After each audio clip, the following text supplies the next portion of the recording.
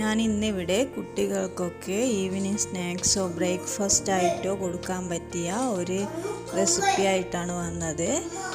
നേന്ത്രപ്പഴം കൊണ്ടാണ് ഞാനിത് ഉണ്ടാക്കുന്നത്. അതിനായി ഒരു പാൻ വെച്ച് അതിലേക്ക് കുറച്ച് ഗീ ഒഴിച്ചിട്ടുണ്ട്.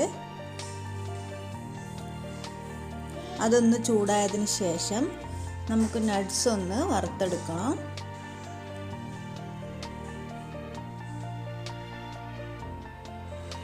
നന്നായി ഒന്ന് വറുത്ത് കഴിഞ്ഞാൽ നമ്മളൊന്ന് കോരി മാറ്റണം.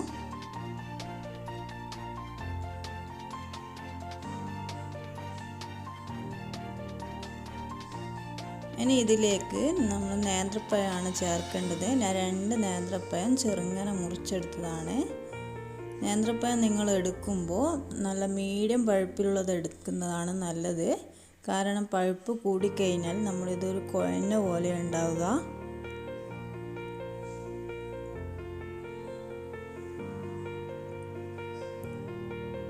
എൻ്റെ ഇത് ചെറിയ പഴുപ്പ് കൂടുതലാണ്. ഇനി നമ്മൾക്ക് ഇതിലേക്ക് മുട്ടയാണ് ചേർക്കേണ്ടത്. 2 മുട്ട അടിച്ചെടുത്തിട്ടുണ്ട്. അത് അതിലേക്ക് ചേർത്ത് നന്നായി ഒന്ന് മിക്സാക്കി ഇതൊന്ന് വറുത്തെടുക്കണം. ഇത് നമുക്ക് സിമ്പിളായിട്ട് നമുക്ക് രാവിലെ ഒന്നും ബ്രേക്ക്ഫാസ്റ്റ് ഒന്നും ആക്കിയിട്ടില്ല എന്നുണ്ടെങ്കിൽ പെട്ടെന്ന് നമുക്ക് തയ്യാറാക്കി കഴിക്കാൻ പറ്റുന്നതാണ്. ഇനി നന്നായി ഒന്ന് ഇത് വറുത്തെടുത്തതിന് ശേഷം നമുക്ക് 1/2 കപ്പ് തേങ്ങ കൂടി ഇതിൽ ചേർക്കണം. തേങ്ങ നിങ്ങൾക്ക് വേണ്ടാന്നുണ്ടെങ്കിൽ ചേർക്കണമെന്നില്ല. അതുകൂടി ചേർത്ത് നന്നായി ഒന്ന് മിക്സാക്കിയതിന് ശേഷം നമുക്ക് ഇതിലേക്ക് പഞ്ചസാര കൂടി ചേർക്കാം. ഞാൻ 1 ടീസ്പൂണോളം പഞ്ചസാര ചേർക്കുന്നുണ്ട്. നിങ്ങൾക്കത് പഞ്ചസാര ഒഴിവാക്കണം എന്നുണ്ടെങ്കിൽ അത് ഒഴിവാക്കാം. കാരണം നമ്മളെ പഴത്തിനൊക്കെ നല്ല മധുരം ഉണ്ടാവും.